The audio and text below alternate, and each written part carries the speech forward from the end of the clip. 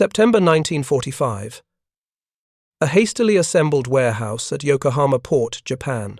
Colonel Takashi Sakai of the Imperial Japanese Army stood before a mountain of wooden crates that stretched beyond his line of sight, each stamped with faded American military markings.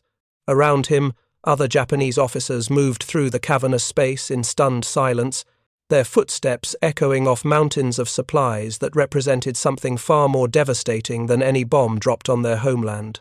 These were captured American ammunition stockpiles, seized from forward supply depots during the brief period before Japan's surrender was formalized. The officers had been ordered to catalogue the contents, to understand precisely what their enemy possessed.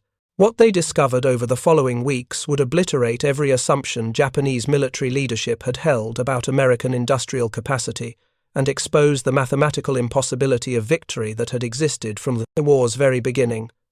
Colonel Sakai opened the first crate with practiced efficiency, expecting to find perhaps a few hundred rounds, maybe 1,000. If you're enjoying this deep dive into the story, hit the subscribe button and let us know in the comments from where in the world you are watching from today. The Americans were known for abundance, after all. What he found instead was 10,000 rounds of .30 caliber ammunition in a single crate. Neat, identical, perfectly manufactured bullets arranged in boxes that fit together with machine precision. He moved to the next crate, then the next.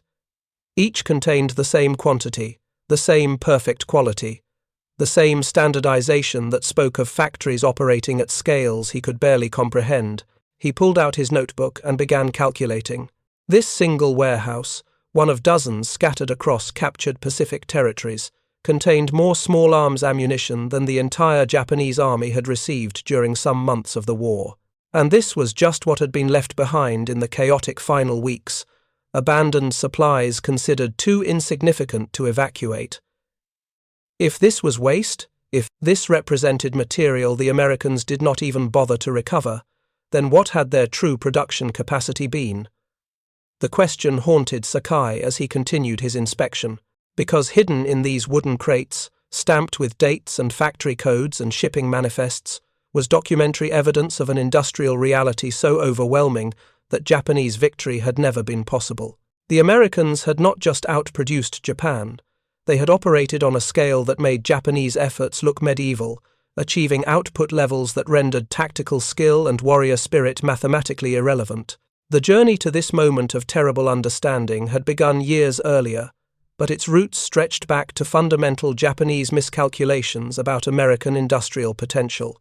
Japanese military planners had studied American manufacturing capacity before the war, compiling reports on factory locations, steel production, and manufacturing capabilities. They knew America was industrially powerful.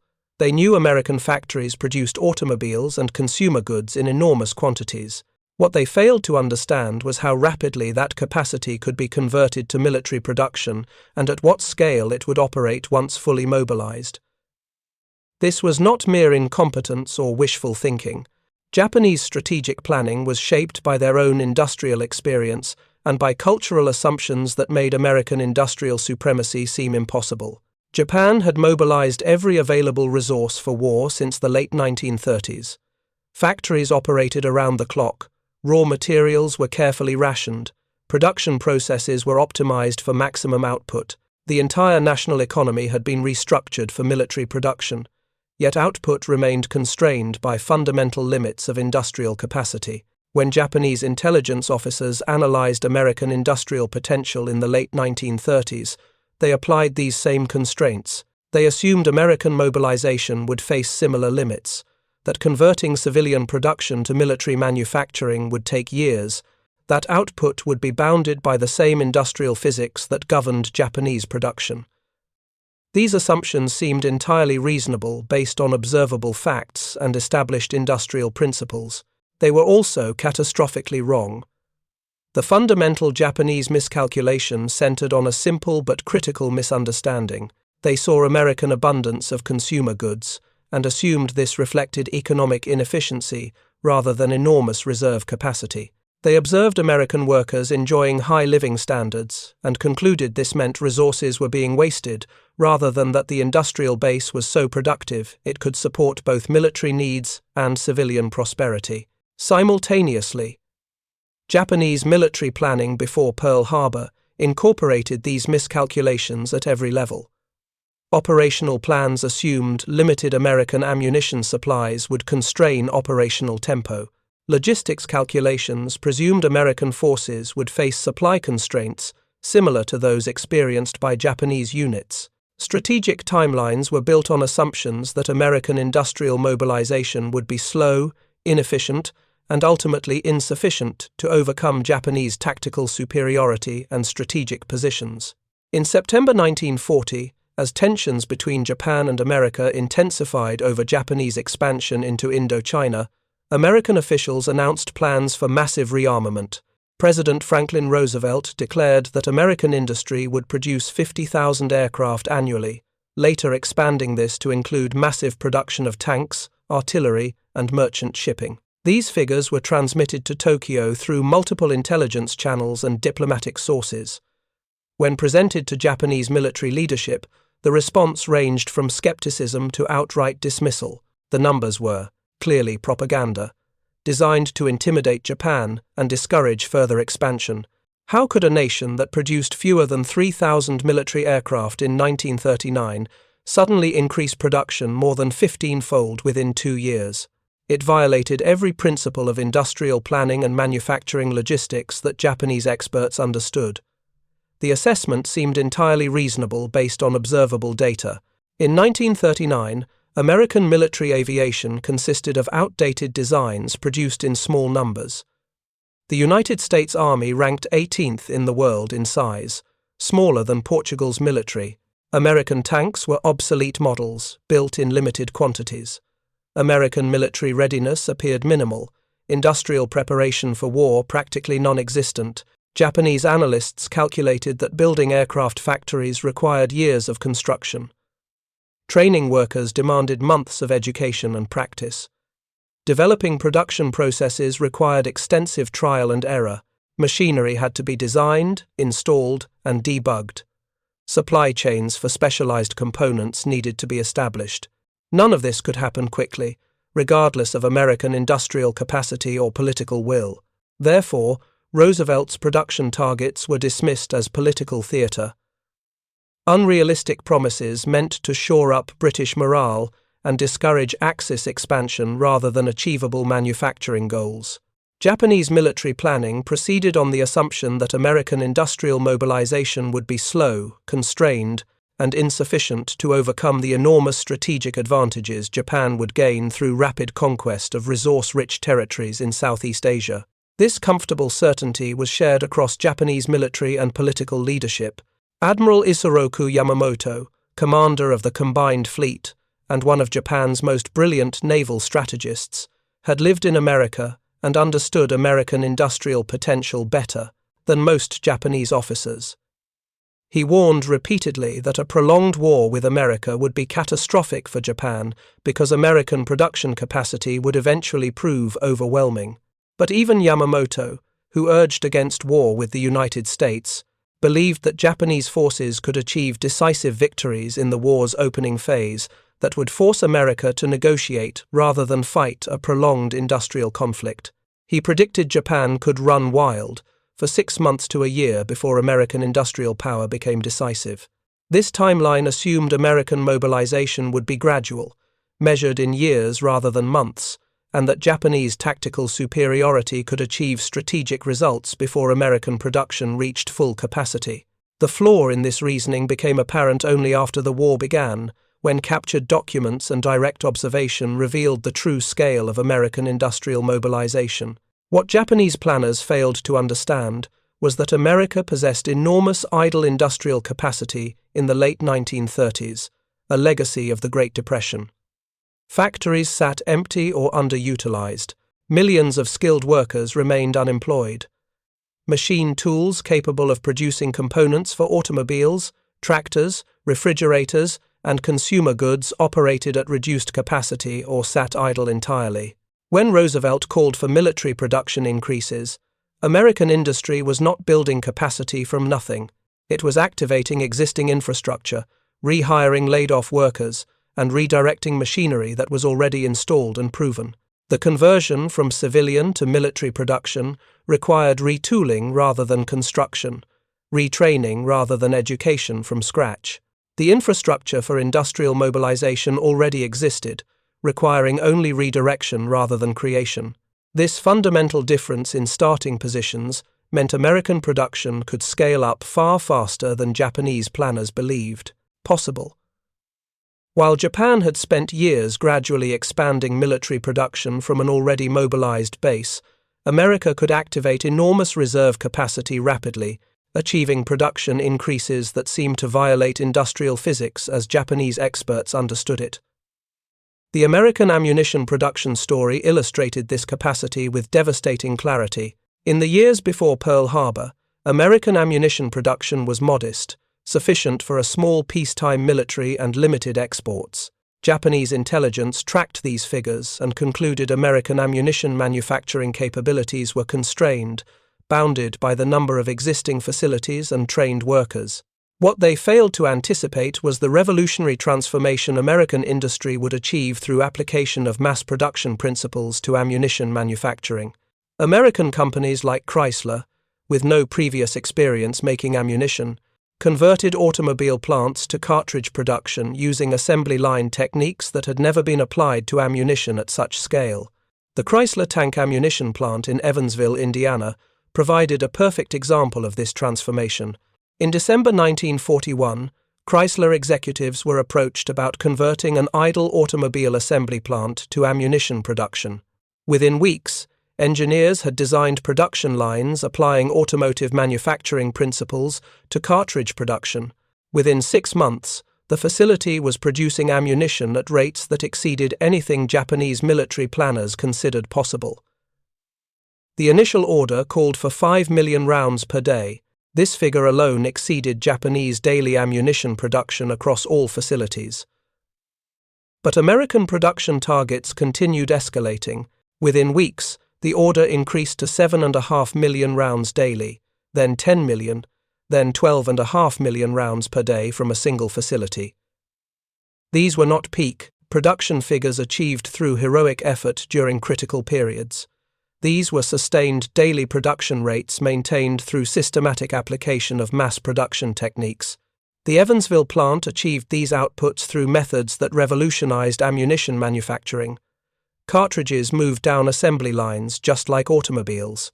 Workers specialized in specific operations rather than assembling complete cartridges. Specialized machinery automated processes previously done by hand. Quality control used statistical sampling rather than individual inspection. Every aspect of production was optimized for volume rather than craftsmanship. Japanese ammunition production, by contrast, retained characteristics of traditional manufacturing. Skilled workers assembled cartridges, using methods that prioritized quality over quantity. Production facilities operated at maximum sustainable capacity, but could not match the sheer volume American mass production achieved. Japanese ammunition was often superior in quality, with tighter tolerances and more consistent performance. But quantity had a quality all its own, and American factories produced ammunition in volumes that made quality differences strategically irrelevant. The numbers documented in Captured American Supply manifests told a story of production that Japanese officers struggled to accept, even when confronted with physical evidence. From Pearl Harbor to victory over Japan Day, American industry furnished the Army and 43 foreign nations 47 billion rounds of small arms ammunition, not 47 million. 47 billion individual cartridges, each one manufactured to military specification, each one tested through rigorous quality control, each one packaged and shipped to forces fighting across the globe. Colonel Sakai worked through these calculations repeatedly, searching for errors that would make the figures less apocalyptic. 47 billion rounds over, approximately 45 months of war, meant over 1 billion rounds produced monthly. More than 33 million rounds per day, every day, for nearly 4 years. The entire Japanese ammunition production effort, operating at maximum capacity across all facilities, had never approached these figures. But the small arms ammunition represented only part of the story. The same captured manifests documented artillery ammunition production that was equally staggering. Approximately 11 million tons of artillery ammunition, encompassing everything from small mortar shells to heavy artillery projectiles. Japanese artillery units had fought the entire war under ammunition constraints, carefully rationing shells, limiting fire support missions, choosing targets based on ammunition availability as much as tactical necessity. American artillery, by contrast, operated without meaningful ammunition constraints. Forward observers could call for fire support missions that consumed thousands of shells without requiring special authorization. Artillery batteries fired preliminary bombardments that expended more ammunition in hours than Japanese units received in weeks. The mathematical disparity was so extreme that American artillery tactics became fundamentally different, based on overwhelming application of firepower rather than careful selection of targets. The rifle and carbine production figures provided further evidence of industrial capacity that operated on inhuman scales. More than 12 million rifles and carbines delivered during the war, enough to equip multiple armies while simultaneously replacing combat losses and normal wear. Japanese rifle production, constrained by material shortages and factory capacity, had struggled to maintain adequate weapons for frontline units while providing basic training rifles for home defense forces. Artillery piece production told a similar story. Approximately 750,000 artillery pieces of all types, from small mortars to heavy coast defense guns. This figure exceeded total Japanese artillery production by an order of magnitude, representing industrial capacity that treated complex weapon systems as mass production items rather than carefully crafted military equipment. But perhaps the most operationally significant comparison involved motor vehicles, because modern military operations depend fundamentally on logistics mobility. The captured manifests documented 3.5 million military vehicles delivered during the war. 3.5 million trucks, jeeps, weapons carriers, command vehicles, and specialized equipment produced while simultaneously maintaining civilian vehicle production at levels sufficient to prevent economic collapse. Japanese military forces had remained partially horse-drawn throughout the entire war, not from cultural preference or tactical choice, but from simple lack of sufficient motor vehicles. Japan produced approximately 100,000 trucks in 1943, representing maximum output across all facilities. This production had to serve both military and essential civilian needs, leaving Japanese forces chronically short of transport capacity. American production of 620,000 trucks in the same year, nearly all for military use, represented a capacity gap that made strategic mobility fundamentally different for the two forces. American units could concentrate supplies for offensive operations at speeds Japanese forces could not match. When American forces advanced, massive motor transport fleets maintained supply lines that delivered continuous streams of fuel, ammunition, food, and replacement equipment. The contrast in operational capability was visible in every major campaign. During the Guadalcanal campaign, American forces maintained supply lines across thousands of miles of ocean, landing supplies on hostile shores, and sustaining combat operations through naval and air transport, supplemented by whatever shipping could reach the island. Japanese forces, attempting the same feat with far more limited transport capacity, experienced chronic supply failures that contributed directly to tactical defeats and ultimate strategic failure. By Okinawa, the final major battle before Japan's surrender, American logistics operated at scales that made Japanese supply efforts look primitive. Floating supply depots supported combat operations. Ammunition was available in quantities that allowed unlimited fire support. Medical evacuation and resupply happened within hours. American forces fought knowing that material was effectively unlimited, that losses could be replaced immediately, that logistics would never constrain tactical options. Japanese forces defending Okinawa fought under opposite conditions. Ammunition was carefully rationed. Artillery fire was restricted to critical situations. Supply runs required dangerous nighttime operations through American naval blockade. Casualties could not be evacuated. Medical supplies ran out. Food became scarce. The defenders fought bravely, inflicted heavy casualties, but operated under material constraints that made defeat inevitable, regardless of tactical performance.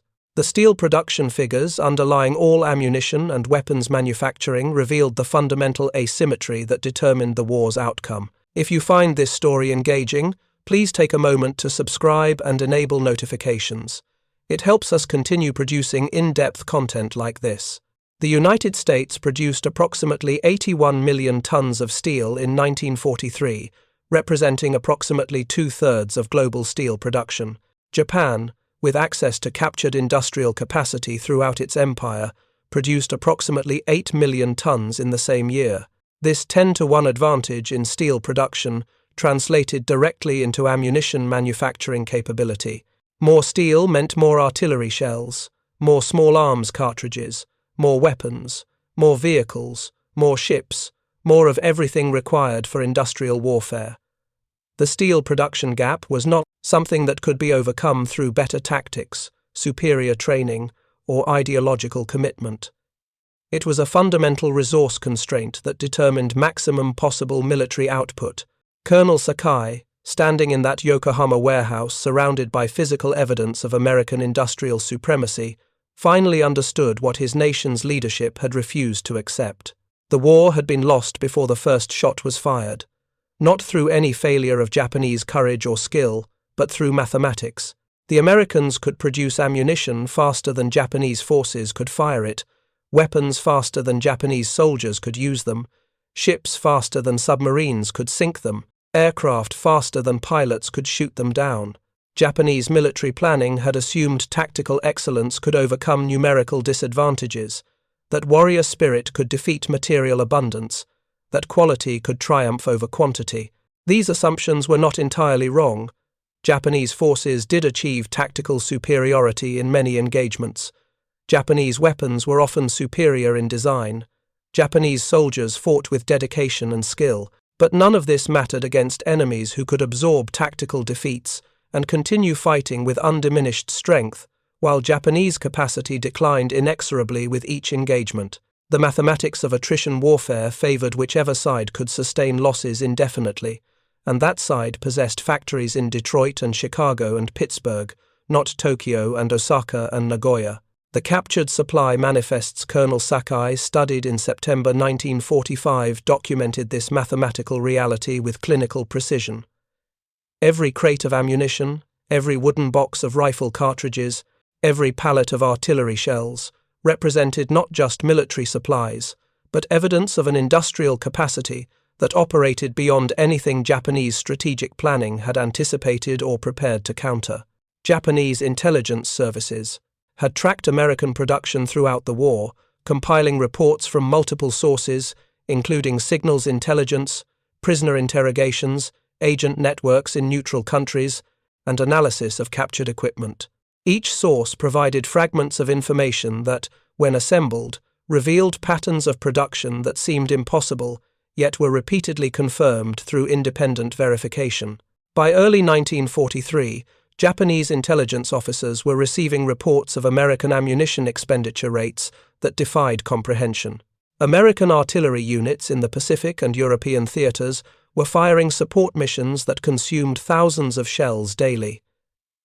Infantry units expended ammunition at rates that would have exhausted Japanese supplies in days. The figures seemed like propaganda or error, tactical exceptions rather than operational norms. But prisoner interrogations confirmed the pattern. Captured American soldiers, when questioned about ammunition availability, consistently reported that supplies were unlimited, that they never experienced ammunition shortages, that they could request resupply at any time and receive it within hours or days at most. Japanese interrogators initially suspected these statements were coordinated deception, trained responses meant to exaggerate American capabilities. However, the consistency across hundreds of independent interrogations, the specific details provided, and the casual tone in which prisoners described ammunition abundance made fabrication unlikely. These were not propaganda statements but matter-of-fact descriptions of operational reality. American forces genuinely operated without ammunition constraints that Japanese forces experienced constantly. The technical analysis of captured American ammunition provided additional disturbing evidence. Japanese ordnance experts examining captured cartridges found quality that matched or exceeded Japanese production, yet the volume markings, date, stamps, and manufacturer codes indicated these rounds came from dozens of different facilities operating simultaneously. The standardization across manufacturers, the consistent quality despite high-volume production, the efficient packaging and marking systems all pointed to industrial organization operating at scales Japanese manufacturing had never achieved. One particular captured document proved especially revealing: an American supply requisition form from a single infantry division operating on Guadalcanal during August 1943 listed monthly ammunition requirements and deliveries. The division, consisting of approximately 15,000 men, had received 2 million rounds of small arms ammunition during the month for training and combat operations. Japanese divisions of similar size received perhaps 200,000 rounds during good months, often less during periods of supply difficulty. The American division's artillery ammunition allocation was equally staggering. 3,000 tons of artillery shells for a single division during 1 month of relatively routine operations. Japanese divisions rarely received more than a few hundred tons monthly, and that was considered adequate supply for all operations, including major offensives. The Americans were using ammunition at rates 10 times greater than Japanese forces, and treating this as normal operating procedure rather than exceptional circumstances. The mathematics were devastating for Japanese strategic calculations. If one American division consumed supplies at these rates, and the United States fielded dozens of divisions across multiple theaters, then total American ammunition consumption exceeded Japanese total production by enormous margins. Even if Japan had devoted its entire industrial capacity exclusively to ammunition manufacturing, abandoning production of weapons, vehicles, ships, and aircraft entirely, it still could not have matched American consumption rates. Alone exceeded them. Colonel Sakai and other Japanese intelligence officers conducted extensive comparative analysis during the war's final year, attempting to understand precisely how large the production gap had been. They obtained estimates of American ammunition production from multiple sources and cross-referenced these against Japanese production figures and consumption rates. Every calculation confirmed the same conclusion: American production capacity had exceeded Japanese capability by factors ranging from 10 to 1 for some categories to over 20 to 1 for others. The small arms ammunition figures were particularly stark. The 47 billion rounds represented production averaging over 1 billion rounds monthly throughout the war. Japanese production at its 1943 peak, representing maximum sustainable output achieved through total industrial mobilization, reached approximately 80 million rounds monthly. American production exceeded Japanese capability by a factor of 12 to 1, a disparity so extreme that no amount of tactical skill or operational efficiency could compensate. But crude production numbers told only part of the story. The quality and consistency of American ammunition, maintained despite enormous volume, demonstrated manufacturing sophistication that Japanese industry had not achieved even when producing at far lower rates. Captured American ammunition from different manufacturers, different production dates, different facilities, consistently met military specifications and functioned reliably under harsh field conditions. Japanese ammunition quality varied more significantly depending on production date and facility. As the war progressed and material shortages intensified, Japanese ammunition quality declined noticeably. Cartridge cases used lower-grade brass or steel substitutes. Propellant quality became inconsistent. Primers occasionally failed. None of these problems were individually catastrophic, but they accumulated to reduce combat effectiveness and reliability. American ammunition, produced in volumes that dwarfed Japanese output, maintained consistent quality throughout the war.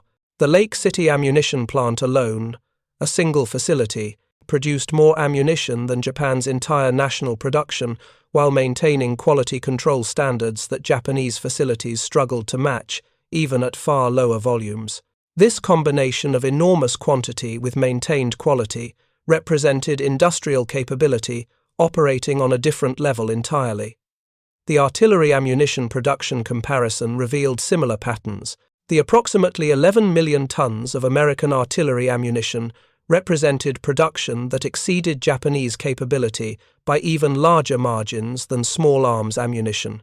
Artillery shells required more complex manufacturing than rifle cartridges, involving specialized explosive filling, precision fusing, and careful quality control to ensure reliability and safety.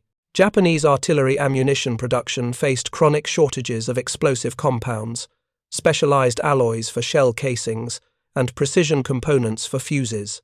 As the war progressed, these shortages intensified, as raw material imports were cut off by Allied naval blockade and strategic bombing damaged domestic production facilities.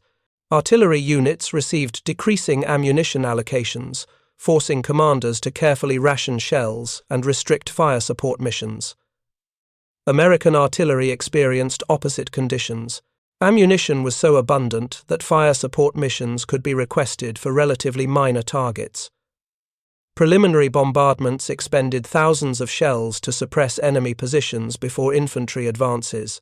Counter-battery fire engaged Japanese artillery immediately upon detection. The quantitative difference translated into qualitatively different tactical approaches, with American forces able to substitute firepower for manpower in ways Japanese forces never could. The rifle and carbine production figures provided additional evidence of industrial capacity operating at scales that made Japanese production look artisanal.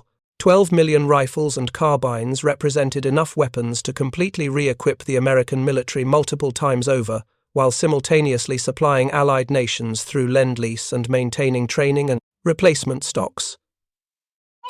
Japanese rifle production struggled throughout the war to maintain adequate weapons for frontline units. The famous Arisaka rifle family, consisting primarily of the Type 38 and Type 99 models, was manufactured at multiple arsenals across Japan and occupied territories. Yet total production throughout the entire war period from 1937 to 1945 reached approximately 7 million rifles of all types. American production of 12 million rifles and carbines during the period from 1941 to 1945 alone exceeded total Japanese production during a longer time frame, and American production maintained quality standards throughout, whereas Japanese rifles from the war's final years showed obvious signs of manufacturing shortcuts, simplified components, and reduced finishing as factories struggled under material shortages and bombing damage. The comparison extended beyond crude numbers to include production methodology. American rifle manufacturing employed interchangeable parts, manufactured to precise tolerances, allowing components from different factories to be mixed freely. This standardization enabled efficient mass production and simplified field maintenance, as any spare part would fit any weapon of the same model. Japanese rifle production retained more traditional manufacturing approaches where parts required individual fitting during assembly. This resulted in higher quality individual weapons, but made mass production more difficult and field repair more challenging. Each rifle was essentially custom-fitted, requiring skilled armorer work to replace damaged components. The American approach sacrificed some individual craftsmanship for enormous gains in production volume and logistical simplicity. The motor vehicle production comparison revealed the most operationally significant disparity. 3.5 million military vehicles represented logistics capacity that fundamentally transformed how American forces could operate. Every American infantry division possessed organic transport capacity that exceeded anything Japanese forces could assemble. Supply units operated vehicle fleets numbered in thousands rather than hundreds. Maintenance organizations had specialized vehicles for every purpose. This transport abundance translated into strategic mobility that Japanese forces never achieved. American divisions could be moved hundreds of miles by motorized convoy, arriving at new combat zones with full equipment and supplies. Japanese divisions moving equivalent distances required weeks of preparation, extensive use of railways, and acceptance that heavy equipment might not arrive with the troops. The Pacific Island campaigns illustrated this mobility advantage repeatedly. American amphibious landings involved not just combat troops, but entire logistical organizations that could rapidly build supply infrastructure on hostile shores. Supplies flowed from offshore shipping through beach organizations to forward units with remarkable efficiency. Japanese defenders, watching this logistical machine operate, understood they faced enemies who could sustain combat operations indefinitely through sheer material abundance. The Marianas Campaign in mid-1944 provided a particularly stark example. American forces landing on Saipan, Tinian, and Guam brought logistical organizations that rapidly established supply dumps containing more material than Japanese garrison forces had received during years of occupation.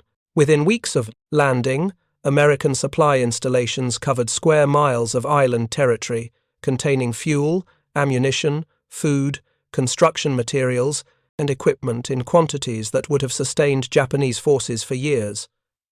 Japanese defenders facing these invasions understood intellectually that they confronted overwhelming material superiority, but the physical reality of American logistics still shocked officers accustomed to operating under constant supply constraints. Aerial reconnaissance showed supply dumps expanding daily. Artillery fire never seemed to diminish despite Japanese defenses inflicting casualties. American units continued attacking with full ammunition expenditure day after day. The material abundance made defeat inevitable, regardless of defensive preparations or tactical skill. The ammunition stockpiles Colonel Sakai examined in September 1945 represented merely what had been left behind during the chaotic final weeks, supplies the Americans had not bothered evacuating because they were too insignificant to justify transport space. Yet these abandoned stockpiles contained more ammunition than many Japanese units had received during entire campaigns. The casual waste of supplies Japanese forces would have considered critical revealed the true scale of American industrial capacity. The psychological impact on Japanese officers examining these stockpiles was profound and devastating. They had fought the entire war believing that courage and tactical skill could compensate for material disadvantages, that Japanese spiritual strength would overcome American industrial power, that dedication to emperor and nation would prove decisive. The ammunition crates stacked floor to ceiling in warehouse after warehouse destroyed these comforting beliefs with mathematical certainty. Every wooden box, every stamped crate, every pallet of supplies represented not just military equipment, but evidence that the war had been unwinnable from the beginning. American industrial capacity had not emerged suddenly in response to Japanese aggression. It had existed all along, dormant during the Depression but ready to be activated when political will and economic incentive aligned. Japanese strategic planning had been built on fundamentally flawed assumptions about American production capacity, and the price of those errors was measured in millions of lives. The broader implications extended beyond ammunition to encompass every aspect of industrial warfare. If America could produce ammunition at 10 times Japanese rates while maintaining quality, what did that say about overall industrial capacity? If a single Chrysler plant could outproduce Japanese national ammunition facilities, what did that reveal about the depth of American manufacturing capability?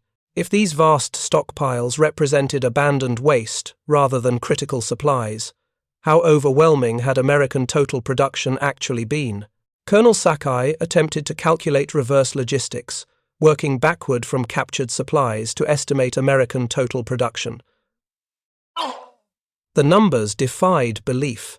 If forward supply dumps contained millions of rounds, and these represented only a few weeks of operational stock, and similar dumps existed across dozens of locations throughout the Pacific, then monthly American ammunition deliveries to Pacific forces alone exceeded Japanese annual production, and the Pacific was just one theater. American forces in Europe consumed supplies at equal or greater rates. The steel production figures underlying all manufacturing provided context for these astronomical numbers. With 10 times Japanese steel production, America could literally produce 10 times more of everything steel-intensive, including ammunition, weapons, vehicles, ships, and aircraft.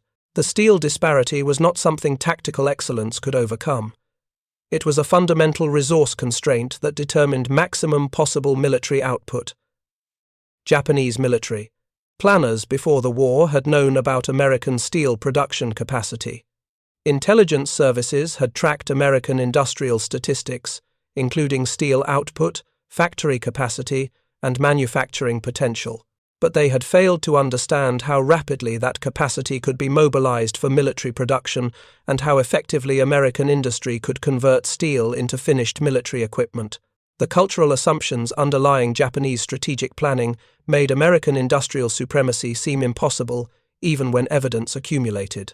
Japanese military tradition emphasized spiritual strength, tactical skill, and warrior dedication as decisive factors in warfare. These values had served Japan well in conflicts against opponents like China and Russia, where Japanese advantages in organization, training, and equipment proved significant. Against America, these advantages evaporated in the face of industrial capacity that treated military equipment as mass production items rather than precious resources to be carefully husbanded. The examination of American ammunition stockpiles in September 1945 represented the final destruction of Japanese strategic illusions.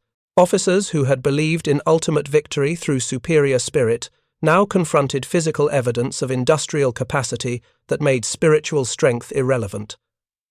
The mathematics were inescapable and undeniable. America had won the war not through better soldiers or superior tactics, but through factories that could produce ammunition faster than it could be consumed, weapons faster than they could be destroyed, and ships faster than they could be sunk. The aftermath of this realization shaped Japanese understanding of modern warfare and influenced post-war reconstruction planning. Officers like Colonel Sakai, who had studied American supplies in detail, understood that future military strength would depend on industrial capacity rather than martial spirit alone. This knowledge informed Japanese post-war economic strategy, which emphasized industrial development and manufacturing capability as foundations for national strength. The American ammunition production achievement stood as testament to what industrial society could accomplish when fully mobilized. The 47 billion rounds represented not just military supplies, but evidence of organizational capability, manufacturing sophistication, and economic power that operated beyond anything Japan had achieved or anticipated. Each cartridge told a story of factories operating at impossible scales, workers producing at rates that seemed superhuman. Industrial processes optimized to degrees Japanese manufacturing had never approached. The specific methodologies American industry employed revealed systematic advantages that went beyond crude capacity measurements. American ammunition manufacturers used statistical process control to maintain quality while maximizing volume. They employed specialized machinery that automated processes Japanese facilities performed manually.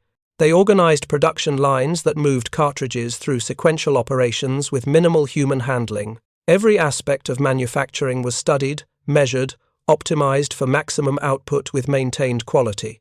Japanese ammunition production retained more traditional approaches, with skilled workers performing operations that Americans had automated, quality control that examined every round rather than using statistical sampling, and production processes that prioritized craftsmanship over volume.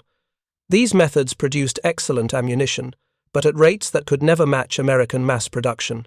The philosophical difference between the two approaches made American victory inevitable once full industrial mobilization occurred. The broader lessons extended beyond ammunition to encompass all industrial warfare. Modern conflicts between industrial nations were fundamentally economic contests decided in factories, before outcomes were determined on battlefields. Military equipment was manufactured, not conjured. Supplies required production capacity. Logistics depended on transport that had to be built. Everything about modern warfare traced back to industrial base, manufacturing capability, and resource availability. Japan had entered war against a nation whose industrial capacity exceeded Japanese capability by order of magnitude factors across virtually every meaningful category: steel production, electrical generation, machine tool production, chemical manufacturing, transport networks, trained workforce, all favored America by margins ranging from 3 to 1 to 20 to 1, depending on specific comparisons. These disparities were documented in pre-war industrial statistics, observable through open-source information, knowable to anyone who studied comparative economic data. Yet, Japanese strategic planning had proceeded on assumptions that tactical excellence and geographic advantages could overcome these industrial disparities. This represented not just military error but fundamental misunderstanding of how modern warfare functioned. The ammunition stockpiles at Yokohama stood as physical evidence of this miscalculation. Wooden crates stacked in silent testimony to the futility of fighting industrial giants without comparable manufacturing base. The human cost of strategic miscalculation was measured in millions of lives lost, fighting a war that mathematics had already decided. Every Japanese soldier who died defending Pacific Islands, every sailor who went down with his ship, every civilian who perished in bombing raids or privation died in service to strategy that professional analysis could have identified as unworkable before the first shot was fired. The ammunition crates represented not just military supplies but evidence of preventable tragedy, born of wishful thinking and refusal to accept inconvenient truths. Colonel Sakai wrote in his private journal during those September days, entries that would be discovered decades later by historians studying Japanese understanding of defeat. His words captured the profound psychological impact of confronting mathematical certainty after years of believing victory remained possible through dedication and sacrifice. "We counted 47 billion cartridges," he wrote. "This single figure contains the entire story of our defeat, not 47 million, but 47 billion. I have calculated that this represents more than 1,500 rounds for every soldier in the Imperial Army at its peak strength.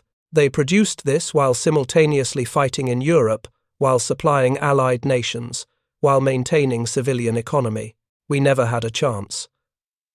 The technical sophistication visible in captured American ammunition revealed systematic advantages beyond mere volume. Each cartridge bore precise manufacturing marks, lot numbers, date stamps, quality control indicators that spoke of industrial processes operating with scientific precision. American manufacturers tracked production batches, monitored quality variations, implemented corrections before defects became widespread. Japanese facilities, producing at fractions of American volumes, could not match this systematic approach to quality management. The packaging systems demonstrated similar sophistication. American ammunition arrived in standardized containers designed for efficient stacking, weather protection, and rapid distribution.